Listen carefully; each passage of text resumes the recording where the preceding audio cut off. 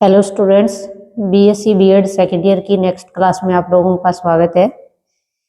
अपने पढ़ रहे थे यानी इसकी थर्ड यूनिट जो अपना थर्ड पेपर है उसकी ऑप्टिक्स का चल रहा है। तो माइकलसन अपने ने पढ़ा था, माइकलसन व्यतिकरणमापी। उसके जस्ट बाद उसके अपने एप्लीकेशन वगैरह वो कर लिए। जस्ट इससे आगे वाला जो टॉपिक आता है वो है फेब्री पैरो व्यतिकरणमापी।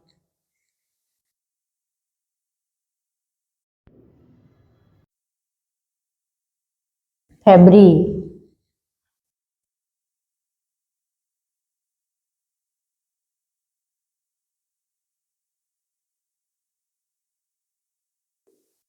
पैरो व्यतिकरणमापी।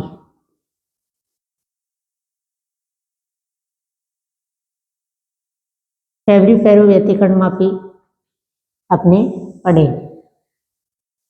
इसके लिए देखना जो अपने इंस्ट्रूमेंट का जो डायग्राम है वो किस प्रकार से बनाएंगे, इसके अंदर क्या क्या लगा हुआ होता है वो ध्यान रखना। क्या है कि कोई एक लाइट सोर्स है, एक वर्णी प्रकाश स्रोत है। उस प्रकाश स्रोत से प्रकाश किरण पुंज निकलेगा। उन प्रकाश किरण पुंजों को किसके ऊपर आपतित करवाया जाता है? एक उत्तल लेंस L1 पर आपतित करवाते हैं। उत्तल लेंस इनको क्या कर देगा, यानी समांतर करने का काम करेगा। ये जो समांतर प्रकाश किरण पुंज जो निकलेगा वो प्लेट, दो प्लेटें लगी हुई है, एक प्लेट ए है, दूसरी क्या है, बी है। इनके जो सम्मुख जो पृष्ठ होते हैं वो ये कह सकते हो चांदी या ये कहो एल्यूमिनियम से क्या किए होते हैं, पॉलिश किए हुए होते हैं। इन प्लेटों के बीच की जो दूरी है वो कितनी है, डी के बराबर है। इस लेंस से अपवर्तन के बाद प्लेट ए पर थीटा कोण बनाते हुए जो प्रकाश पुंज आपतित होता है उनका क्या होगा, यानी इस प्लेट ए और बी के बीच में यानी बहुपरावर्तन की क्रिया होगी। बहुपरावर्तन की क्रिया के बाद क्या निकलेगा, यानी एक पारगमित प्रकाश किरण पुंज निकलेगा। इस पारगमित प्रकाश किरण पुंज को लेंस L2 पर फिर से आपतित करवाएंगे। अब ये लेंस L2 क्या करेगा, इनको किसी एक बिंदु पर फोकसित करने का काम करेगा। यानी फोकसित करने का काम जैसे कि P पर फोकसित करेगा और अपने को इसका जो व्यतिकरण प्रतिरूप है वो बना हुआ दिखाई देगा। ठीक है, तो सर्किट यानी इसका अपने ये कह सकते हैं इंस्ट्रूमेंट जो फेब्री पैरो व्यतिकरणमापी है उसको किस प्रकार से बनाया गया, उसके लिए आपको ये डायग्राम आपको बनाना आना चाहिए। क्या क्या, एक वर्णी प्रकाश स्रोत है, उससे क्या निकला, यानी किरण पुंज निकलेगा। वो किरण पुंज किसके ऊपर, यानी एक लेंस पर गिरेगा। लेंस इन प्रकाश पुंज को क्या करने का काम करेगा, समांतर काम करने का काम करेगा। ये समांतर प्रकाश किरण पुंज है वो प्लेटें लगी हुई है दो, ए और बी। ए और बी के जो पृष्ठ है एक दूसरे के सम्मुख वाले, यानी ए का बी की साइड वाला और बी का ए की साइड वाला पृष्ठ जो है उनको क्या किया होता है, पॉलिश किया होता है। एल्यूमिनियम के कह दो या फिर चांदी की पॉलिश किए हुए होते हैं। इनके बीच में इस प्रकाश किरण का क्या होगा, बहुपरावर्तन होगा, या ये कह सकते हैं कि इसका आयाम का विभाजन होगा। और आयाम के विभाजन से ये कह सकते हो कि इसका 75% भाग तो क्या हो जाएगा, इसमें से पारगमित हो जाएगा और 25% जो भाग है वो इसका क्या हो जाएगा, यानी 75% है वो परावर्तित होगा। ये ध्यान रखना, 75% इसका परावर्तित हो जाएगा और 25% भाग है वो इसका क्या हो जाएगा, पारगमित हो जाएगा। यानी अब ये जो पारगमित प्रकाश किरण पुंज है उसको किसके ऊपर, लेंस L2 के ऊपर आपतित किया जाएगा और लेंस L2 इन आने वाले प्रकाश किरण पुंज को क्या करेगा, किसी एक बिंदु पर फोकसित करने का काम करेगा। और फोकसित करने का काम करेगा तो इनका जो व्यतिकरण प्रतिरूप है वो अपने को कहाँ पर, P पर बना हुआ दिखाई देगा। हमने ने यहाँ एक चीज ये ध्यान रखनी है कि एक जो लाइट सोर्स था और उस एक लाइट सोर्स से अपने ने उसके आयाम के विभाजन के द्वारा उसी से क्या बना लिए, यानी प्रकाश, ये कह सकते हो कि कला संबद्ध प्रकाश किरणें अपने ने बना ली दो। ये जो कला संबद्ध होगी तो उनका जो व्यतिकरण प्रतिरूप जो बनेगा पर्दे के ऊपर वो अपने को स्पष्ट और अधिक तीव्रता वाला दिखाई देगा। ठीक है, नेक्स्ट अपने इसके अंदर बात करते हैं व्यतिकरण प्रतिरूप से जो तीव्रता वितरण है वो पढ़ेंगे। तो यहाँ इसका एक डायग्राम तो अपने ने ये बना लिया। फिर अपने बात करते हैं ये जो प्लेटें ए और बी है, ए और बी प्लेट के बीच में समान मोटाई की एक वायु की क्या बन रही है, फिल्म बन रही है। यानी वायु की जो फिल्म बनेगी तो उसके अंदर अपने अलग अलग दिखाएंगे कि इनमें ये परावर्तित तरंग है, ये पारगमित है। परावर्तित वाली का आयाम थोड़ा ध्यान रखना कि आयाम जो परावर्तित होती है प्रकाश किरणें, उनका परावर्तन गुणांक जिसको अपने क्या कहेंगे, कैपिटल आर। ठीक है, पारगमित होने वाली है उनका जो पारगमन गुणांक है वो कितना है, टी है। परावर्तन गुणांक और पारगमन गुणांक अपने को पता चल गए। तो यहाँ अगर अपने तीव्रता की बात करें तो तीव्रता होती है आयाम के वर्ग के, कह सकते हो, समानुपाती। तो अगर अपने इसको तीव्रता के रूप में लिखेंगे तो क्या हो जाएगा, यानी परावर्तित जो किरण होगी उसकी ये कहें तीव्रता का मान या आयाम का मान, और पारगमित होने वाली का यानी पारगमन गुणांक, वो अपने क्या क्या रखेंगे, डेल आर और डेल टी। इसके लिए नेक्स्ट इसका जो डायग्राम है वो देखना कैसे बनेगा। एस लाइट सोर्स है, एस लाइट सोर्स से कोई ए, स्मॉल ए आयाम की, ये मान के चल रहे हैं कि ये जो प्रकाश किरण निकली उसका आयाम कितना है, स्मॉल ए है। इसका जब दूसरा डायग्राम अपने बनाए, यहाँ बना देती हूँ। जैसे यही है, ए और बी प्लेटें हैं, इनके बीच की जो दूरी है वो कितनी है, डी के बराबर है। एस लाइट सोर्स से यानी प्रकाश किरण आती है, एस लाइट सोर्स से प्रकाश किरण आती है कहाँ पर, जिसको नाम दे दे P1। P1 के ऊपर आपतित होती है, कुछ भाग जैसे अभी कह रहे थे कि इसका कितना 75% भाग क्या हो जाता है, परावर्तित हो जाता है, और 25% भाग पारगमित हो जाता है। तो इसमें से आयाम का विभाजन होता है, कुछ भाग इसका इधर परावर्तित हो गया, कुछ इसमें से पारगमित हो गया, फिर परावर्तन होगा इसी डायरेक्शन के अंदर, इसमें से फिर निकल जाएगी, कुछ इसका इधर पारगमित हो गया, फिर यहाँ से टकराएगी इसके इस पृष्ठ से टकरा करके इस डायरेक्शन में, फिर इसका पारगमन होगा वापस से। यानी इस प्रकार का एक अपने को कह सकते हैं समांतर प्रकाश किरणों का पारगमित का और परावर्तित का एक किरण पुंज प्राप्त होगा। इसको कह दिया P1 R1, इसको बोल दिया P2 R2, इसको बोल दिया अपने ने P3 और R3। यानी रिफ्लेक्ट हो रही है इसलिए इसको नाम दे दिया परावर्तित प्रकाश किरणों को P1 R1, P2 R2, P3 R3।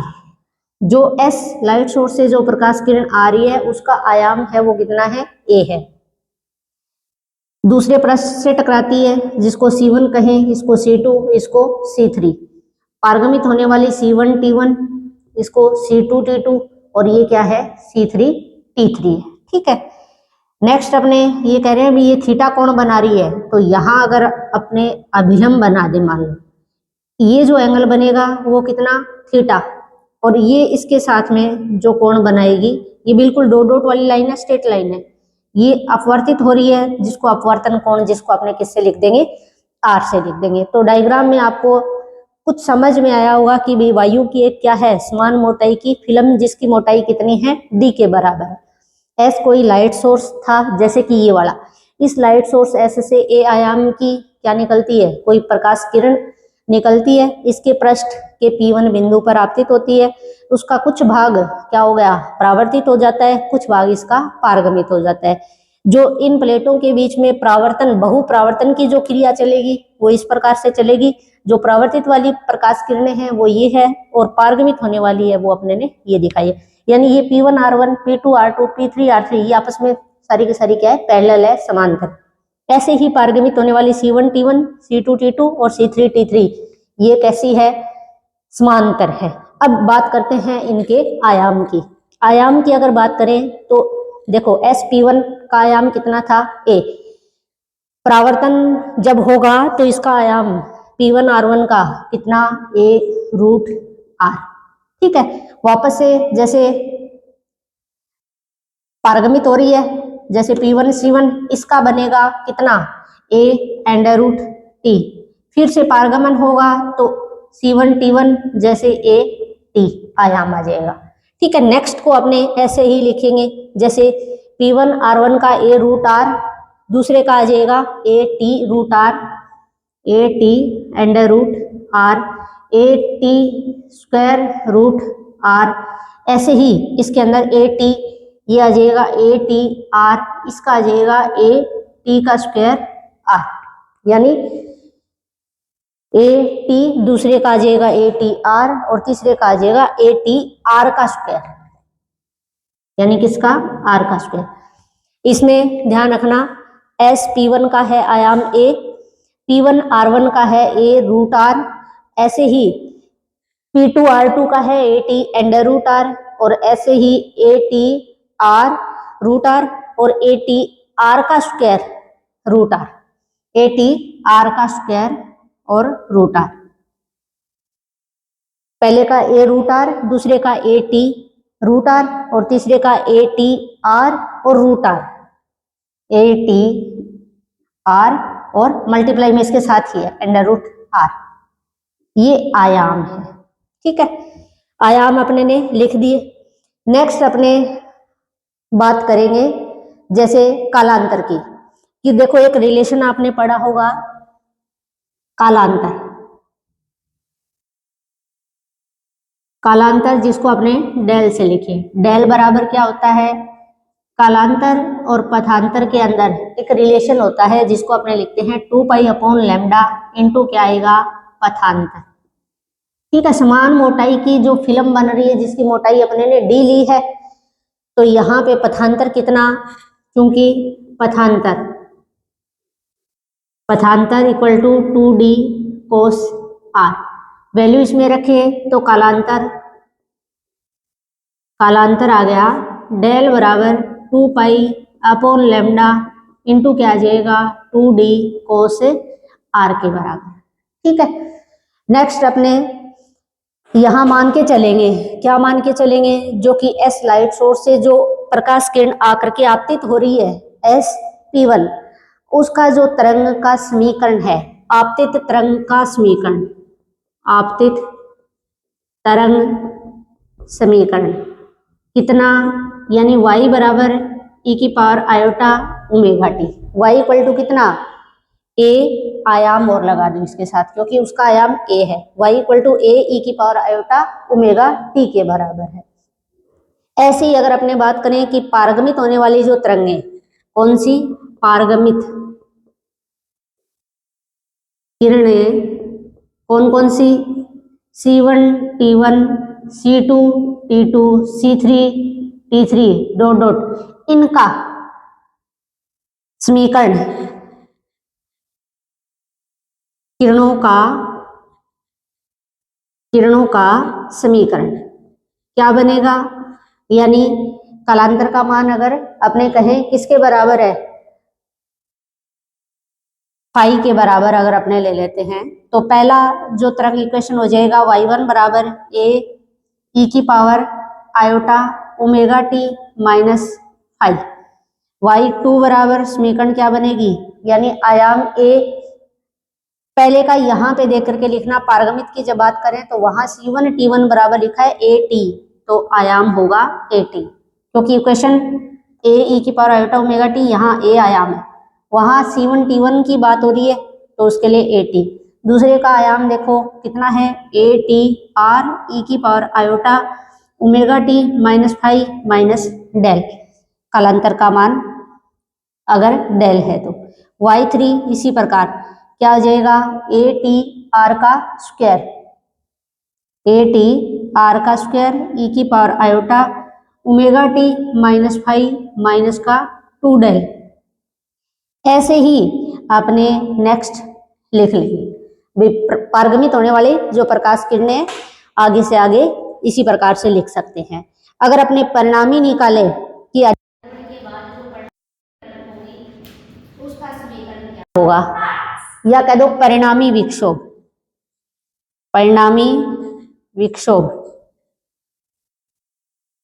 क्या हो जाएगा परिणामी विक्षोभ y बराबर y1 plus y2 plus y3 plus, यानी इसी प्रकार से आगे लिखते जाइए। वैल्यू पुट कर दो, y1 की वैल्यू रखो, यानी AT e की power iota omega T minus 5 plus दूसरा इक्वेशन ATR e की power iota omega T minus 5 minus del plus next ATR का स्क्वायर e की power iota omega T minus 5 minus का 2 del.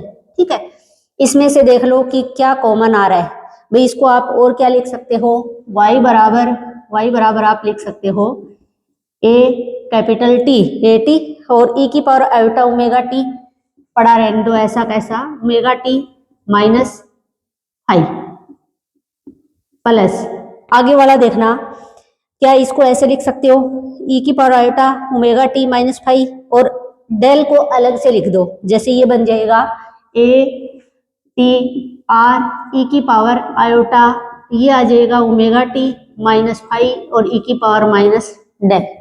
अलग अलग टुकड़े करके लिख दिया अपने ने, ऐसे ही इसको लिख देते हैं तो ये बन जाएगा प्लस ATR का स्क्वायर e की power iota omega T minus 5 और e की पावर माइनस 2 आयोटा भी आएगा भी, इधर ये आयोटा मल्टीप्लाई में आयोटा डेल, ये माइनस का 2 आयोटा डेल प्लस, ऐसे ही आगे वाली समीकरण है वो लिखी जा सकती है। इसमें से जो कॉमन आ रहा है उसको कॉमन निकाल लो, बाकी को अपने लिख देते हैं। कॉमन क्या आएगा, y बराबर कॉमन आएगा AT, सब में है AT कॉमन निकाल लेते हैं e की power iota omega T minus क्या बनेगा 5, ये कॉमन आने के बाद बचा 1 प्लस AT बाहर चला गया तो इधर क्या आएगा R e की power minus iota del plus AT बाहर चला गया तो क्या आ गया R स्क्वायर e की पावर आयोटा बाहर चला ही गया minus 2 iota del plus next, इसी प्रकार से। अब अगर अपने बात करते हैं कि मैंने ये तो ठीक है बाहर अपने ने कॉमन लेकर के इसको तो अपने ने लिख दिया AT को, लेकिन जो अंदर वाला जो पार्ट है 1 प्लस R e की power minus iota del plus R square e की पावर माइनस 2 आयोटा डेल, इसको अगर अपने देखें तो कौन सी श्रेणी बन रही है,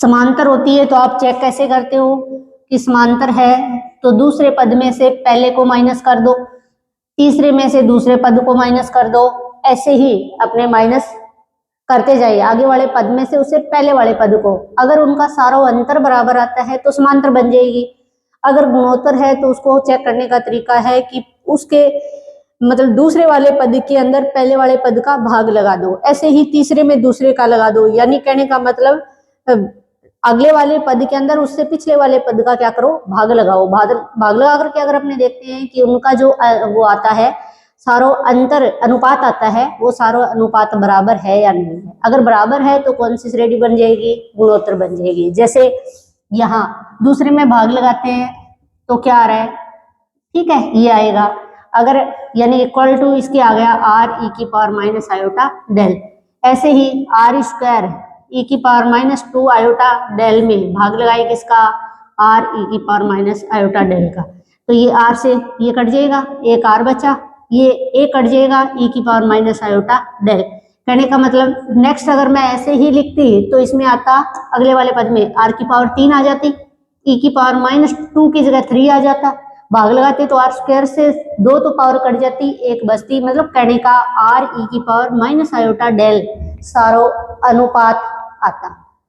अगर सारो अनुपात बराबर है तो इसका मतलब ये श्रेणी कौन सी हो गई, यानी गुणोत्तर होगी। तो इसके अनंत पदों का जब अपने योग निकालेंगे तो कैसे निकालते हो, यानी y बराबर a t e की power iota omega T minus 5, ये तो आएगा ही आएगा, साथ में इसको कैसे हल करेंगे, a upon 1 minus r, formula a यानी अपॉन 1 माइनस r, a इसका क्या है प्रथम पद, r इसका क्या है सारो अनुपात, सारो अनुपात अपने ने देख लिया r e⁻⁻i डेल है। ठीक है, प्रथम पद अगर देखें तो यहाँ कितना है 1 है। ठीक है, रखो वैल्यू, यानी 1 क्या आ जाएगा 1 माइनस r की जगह r e⁻⁻i डेल, ये अपने पास मान है। गुणा करवा दो AT, इसको अगर मल्टीप्लाई करें अंदर तो ये क्या बन जाएगा y बराबर AT अपॉन, ऐसे लिख देती हूँ 1 माइनस e⁻⁻i डेल, और इसको लिख देते हैं e⁻⁻t माइनस फाइव। इस समीकरण की अपने तुलना करते हैं किससे, जैसे ये वाला इक्वेशन है इस इक्वेशन से अगर अपने कंपेयर करें तो e⁻⁻t, इसको छोड़ करके इसके साथ में क्या है a क्या है इसका आयाम। तो यहाँ अगर देखें तो जो परिणामी जो तरंग है उसका आयाम कितना होगा, कह सकते हैं परिणामी तरंग का आयाम, परिणामी तरंग का आयाम, परिणामी तरंग का आयाम को कैपिटल A से लिख दे, जितना आया उसका मान रख दो e⁻⁻i डेल, यानी आ गया AT अपॉन 1 माइनस R भी है ना उसके साथ में, इधर ये देखो R है, यहाँ कैपिटल R भी ही लगा, यानी ये आ गया परिणामी तरंग का समीकरण, कह सकते हैं परिणामी तरंग समीकरण, और ये क्या है परिणामी तरंग का आयाम। ठीक है, तो आपने ने इतना पढ़ लिया, जो पढ़ा है उसको एक बार और रिपीट कर देती हूँ, नेक्स्ट अपने अगली क्लास के अंदर पढ़ेंगे, लेकिन ये डायग्राम आपको बनाना आना चाहिए। परिणामी जो तरंग निकालनी है उस तरंग की तीव्रता निकालनी है, तीव्रता कब आएगी जब उसका आयाम आएगा, आयाम कब पता चलेगा जब अपने उसका परिणामी तरंग का समीकरण निकालेंगे। तो इसके लिए अपने को ये सारी चीजें पता हो कि यह लाइट सोर्स दिया है, उसका आयाम अपने ने A लिया है, इसमें किस प्रकार से भाई ये जो वायु की फिल्म बन रही है एक समान मोटाई की, डी मोटाई की कह सकते हो, इसके P1 बिंदु से ये परावर्तित हो रही है, परावर्तित होकर के जो जा रही है P1 R1 जिसका आयाम है A√R, ऐसे ही कुछ भाग इसका इसमें से अपवर्तित हो गया, फिर ये C1 T1 पारगमित हो गया, फिर यहाँ से C1 से फिर परावर्तन हुआ, फिर यहाँ से टकरा करके कुछ भाग इसका इस डायरेक्शन में परावर्तित, और यहाँ से इसका पारगमन, कुछ भाग इसमें से अपवर्तित हो गया। तो कहने का मतलब ये इस प्रकार का प्रोसेस उसके वायु फिल्म के अंदर चलता रहेगा, जिसमें ये जो तरंगे हैं वो कौन सी P1 R1 P2 R2 P3 R3, ये तो हो गई परावर्तित तरंगे, और ये हो गई C1 T1 C2 T2 C3 T3 पारगमित तरंगे। फिर अपने ने बात कर ली कि इनका जो आयाम है वो आयाम C1 T1 का AT, C2 T2 का ATR, C3 T3 का कितना ATR का स्क्वायर है। ठीक है, इस प्रकार का आप डायग्राम बना लेना, थीटा एंगल लिया है क्योंकि अपने ने शुरू में डायग्राम जो बनाया था देखा होगा, उसके अंदर ये दिखाया था कि लाइट सोर्स S से प्रकाश किरण निकल रही थी, लेंस से गुजरेगी, उसके गुजरने के बाद वो जो प्लेट A पर आपतित होगी तो वो किसके उसके साथ कितने डिग्री का कोण बनाते हुए, थीटा कोण बनाते हुए लिया था, इसलिए यहाँ एंगल कितना दिखाया है थीटा। अपवर्तित तरंग कोण बना रही है कितना R, आयाम पता हो। ठीक है, फिर बात करते हैं अपने ने रिलेशन पढ़ा है किसके बीच में, कलांतर और पथांतर के बीच में, ये फॉर्मूला पता हो, कलांतर बराबर होता है 2π/λ इंटू पथांतर। बात अगर पथांतर की करें किसमें, अगर डी मोटाई की अगर कोई फिल्म है वायु की एक समान मोटाई की तो 2D cos थीटा या cos R लिख सकते हैं। ठीक है, नेक्स्ट अगर आपतित तरंग का समीकरण अगर देखें, एस लाइट सोर्स से जो प्रकाश किरण P1 पर आपतित हो रही है उसका क्या मान लिया कि y बराबर क्या है Ae⁻⁻t। अगर अपने पारगमित तरंगों की बात करें तो उनको कैसे लिखा जाएगा, जैसे C1 T1 C2 T2 इनके नाम ऐसे लिख देते हैं अपने, यहाँ आयाम है A, तो यहाँ C1 T1 की बात करेंगे तो आयाम क्या आएगा AT, C2 T2 की बात करेंगे तो ATR, नेक्स्ट की बात करेंगे तो ATR²। फिर अगर कलांतर का मान डेल है तो फर्स्ट तरंग कितना e⁻⁻t माइनस फाइव, इसमें ωt minus five minus del, इसमें -2 डेल, नेक्स्ट अपने ऐसे ही लिख सकते हैं। परिणामी निकाल लेते हैं। परिणामी जो विक्षोभ उत्पन्न होगा वो इनके सभी के कह सकते हैं एक ही दिशा में है, तो बीजगणितीय योग के बराबर होगा, यानी इसलिए अपने ने योग कर दिया, वैल्यू पुट कर दी। अलग अलग जैसे e की power iota omega t minus 5, इसको भी ऐसे लिख लेते हैं ताकि वो कॉमन ले लें, यानी यहाँ पे ये भी लिख लेते हैं। नेक्स्ट अपने ने इसको इस प्रकार से लिख लिया, कॉमन ले लिया, कॉमन लेने के बाद ये बना। फिर इसको चेक किया कि ये किस प्रकार की श्रेणी बन रही है, गुणोत्तर है या फिर समांतर है। तो यानी अपने ने पता किया कि ये समांतर श्रेणी है, क्योंकि इनका सारो अनुपात बराबर है, इसलिए अपने ने फॉर्मूला लगा दिया कौन सा, a/1 माइनस r का, क्योंकि गुणोत्तर श्रेणी अगर समांतर श्रेणी होती है तो उसका निकालने का अलग होता है, गुणोत्तर का अलग होता है, इसलिए गुणोत्तर श्रेणी का अपने ने फॉर्मूला लगा करके वैल्यू निकाल ली और इसका लास्ट इक्वेशन आ गया अपने पास। और इस इक्वेशन को अगर अपने देखें तो e की power iota omega t minus 5 को छोड़ दो, ये छोड़ दिया, इसके अलावा जो बचा वो क्या है, इसका आयाम है। तो ये परिणामी तरंग का क्या आ गया, समीकरण आ गया, ये परिणामी तरंग का क्या आ गया, आयाम आ गया।